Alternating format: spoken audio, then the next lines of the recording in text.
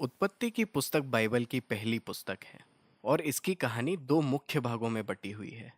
इसके 1 से 11 अध्याय हमें परमेश्वर और उसके जगत की कहानी बताते हैं और फिर अध्याय 12 से 50 तक कहानी परमेश्वर और सिर्फ एक इंसान अब्राहम पर और फिर उसके परिवार पर केंद्रित हो जाती है। 12वें अध्याय की शुरुआत में ये दोनों भाग एक कहानी की कड़ी से जुड़ जाते हैं। ये रूपरेखा हमें पुस्तक के पूरे संदेश को समझने का सुराग देती है और हमारा परिचय पूरी बाइबल की कहानी से भी कराती है। ये पुस्तक परमेश्वर द्वारा अव्यवस्था और अंधकार को अपने हाथों में लेने से शुरू होती है, जिसका वर्णन बाइबल के दूसरे वाक्य में किया गया है। परमेश्वर इसमें से सुव्यवस्था, सुंदरता और भली बातों को बाहर लाता है। वो एक ऐसी दुनिया बनाता है जहां जीवन फल फूल सकता है। परमेश्वर मनुष्य कहे जाने वाले इन प्राणियों को बनाता है जिन्हें हिब्रू में आदम कहा जाता है। वो उन्हें अपने स्वरूप और समानता में बनाता है। उन्हें परमेश्वर के इस संसार में अपनी भूमिका और उद्देश्य को पूरा करना था। मनुष्य को इस संसार में परमेश्वर का चरित्र प्रदर्शित करने के लिए बनाया गया है।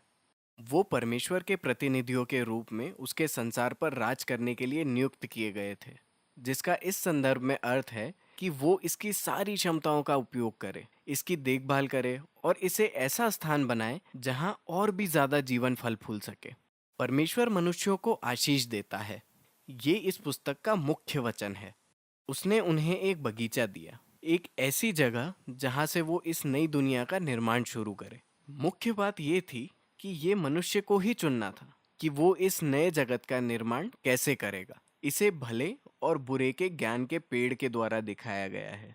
अब तक परमेश्वर ने उन्हें बताया था कि क्या अच्छा है और क्या अच्छा नहीं है, लेकिन अब परमेश्वर मनुष्यों को उनकी पहचान तथा चुनने की आज़ादी देता है। क्या वो परमेश्वर द्वारा बताए गए भले और बुरे पर भरोसा रखेंगे, या क्या वो अपनी आज़ादी को अपने हाथों में लेकर खुद भले और बुरे का निर्णय लेंगे?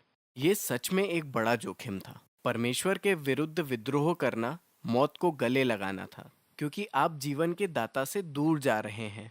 ये जीवन के पेड़ के द्वारा दिखाया गया है। अध्याय 3 में एक रहस्यमय किरदार, एक सांप, कहानी में प्रवेश करता है। सांप का कोई परिचय नहीं दिया गया, सिवाय इसके कि ये परमेश्वर द्वारा बनाया गया एक प्राणी है। ये स्पष्ट हो जाता है कि ये परमेश्वर के खिलाफ विद्रोह करने वाला प्राणी है। ये मनुष्यों को विद्रोह और उनकी मृत्यु की ओर ले जाना चाहता है। सांप पेड़ और चुने जाने की एक अलग ही कहानी बताता है। वो कहता है कि भले और बुरे का ज्ञान पाकर तुम मरोगे नहीं, परंतु तुम जीवन पाकर स्वयं परमेश्वर के जैसे बन जाओगे। ये एक भयंकर व्यंग था, क्योंकि हम जानते हैं कि मनुष्य पहले से परमेश्वर के स्वरूप और समानता में था। वो परमेश्वर के स्वरूप को प्रतिबिंबित करने के लिए बनाए गए थे। परमेश्वर पर भरोसा करने की बजाय मनुष्य ने अधिकार अपने हाथों में ले लिया। वो खुद के लिए भले और बुरे का ज्ञान पा लेते हैं और एक पल में पूरी कहानी नियंत्रण से बाहर हो जाती है। पहली दुर्घटना मानवीय संबंधों की हुई। नर और नारी को अचानक एहसास होता है कि वो कितने कमजोर हैं। वो एक दूसरे पर भरोसा भी नहीं कर सकते। वो वस्त्र बनाते हैं और एक दूसरे से अपना शरीर छिपाते हैं। दूसरी दुर्घटना ये हुई कि परमेश्वर और मनुष्यों के बीच नजदीकी का संबंध टूट गया, तो वो जाकर खुद को परमेश्वर से छिपाते हैं। जब परमेश्वर उनसे मिलते हैं तो वो एक दूसरे पर दोष लगाने लगे कि किसने पहले आज्ञा तोड़ी। अब यहीं पर ये कहानी खत्म हो जाती है। यहाँ ऐसी छोटी कविताएं हैं जिनमें परमेश्वर पहले सांप को और फिर मनुष्यों को उनके कार्य के दुखद परिणामों के बारे में बताता है। परमेश्वर पहले सांप से कहता है कि वो अपनी जीत के बावजूद पराजय और पृथ्वी की धूल चाटने के लिए ठहराया गया है। परमेश्वर वादा करता है कि एक दिन एक बीज या वंशज स्त्री से पैदा होगा जो सांप के सिर पर घातक हमला करेगा। ये बड़ी खबर की तरह लगती है, लेकिन इस विजय की कीमत अदा करनी पड़ेगी, क्योंकि जब सांप का सिर कुचला जाएगा तो वो भी उस वंशज की एड़ी को डसेगा। ये इस घायल विजेता का बहुत ही रहस्यमय वादा है। लेकिन कहानी के प्रवाह में अब तक आप देखते हैं कि ये एक परमेश्वर के अनुग्रह का कार्य है। मनुष्य सिर्फ विद्रोह करता है और परमेश्वर क्या करता है, वो उन्हें बचाने का वादा करता है। लेकिन ये मनुष्य के निर्णय के परिणामों को नहीं मिटाता।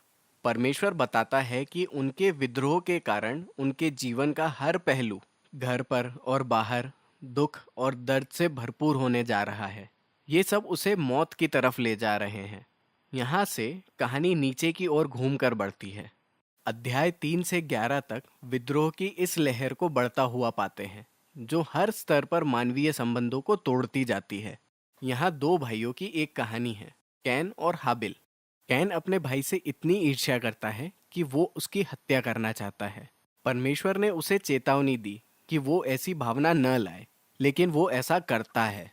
वो खेत में उसका खून कर देता है।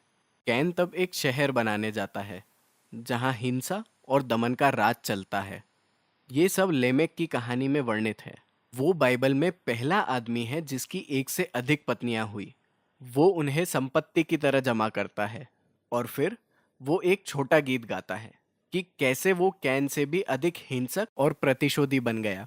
इसके बाद हमें परमेश्वर के पुत्रों की एक अलग कहानी मिलती है, जिसे दुष्ट स्वर्गदूतों से जोड़ा जा सकता है, या उन प्राचीन राजाओं से जो दावा किया करते थे कि वो देवताओं के वंशज हैं। लेमेक की तरह उन्होंने जितनी वो चाहते थे उतनी पत्नियों को रखा, और उन्होंने पुराने महान योद्धा नेफिलेम को पैदा किया। जो भी दृश्य सही है, मुद्दा ये है कि मनुष्य ऐसे राज्यों का निर्माण कर रहे हैं जो परमेश्वर की इस दुनिया को हिंसा से और अधिक भ्रष्टाचार से भर रहे थे। जवाब में हमें बताया जाता है कि परमेश्वर दुखी हो जाता है।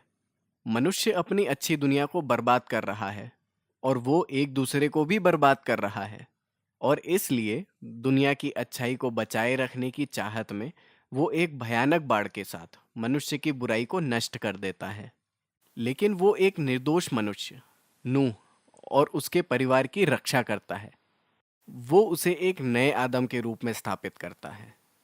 वो ईश्वरीय आशीष को दोहराता है और उसे दुनिया में बाहर जाने के लिए आज्ञा देता है।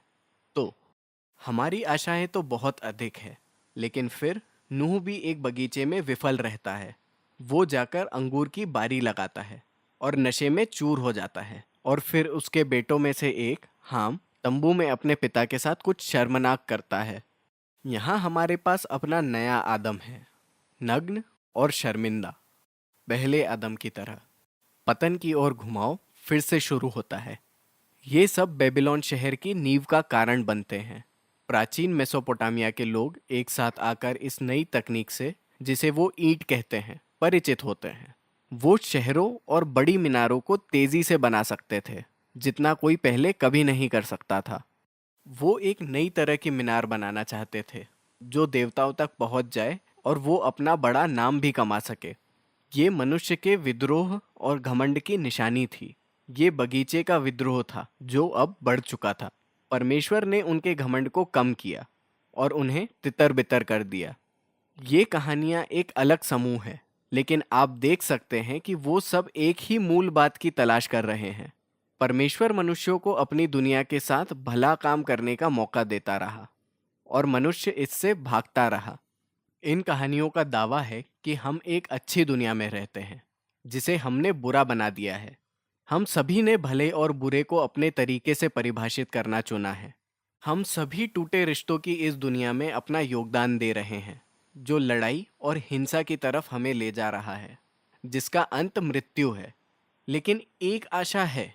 परमेश्वर ने वादा किया है कि एक दिन एक वंशज आएगा, घायल विजेता, जो अपने तरीके से दुष्ट को हरा देगा। मनुष्यों की बुराई के बावजूद परमेश्वर ने अपने जगत को बचाने और उसे आशीषित करने का मन बना लिया है। तो बड़ा सवाल ये है कि परमेश्वर क्या करने जा रहा है।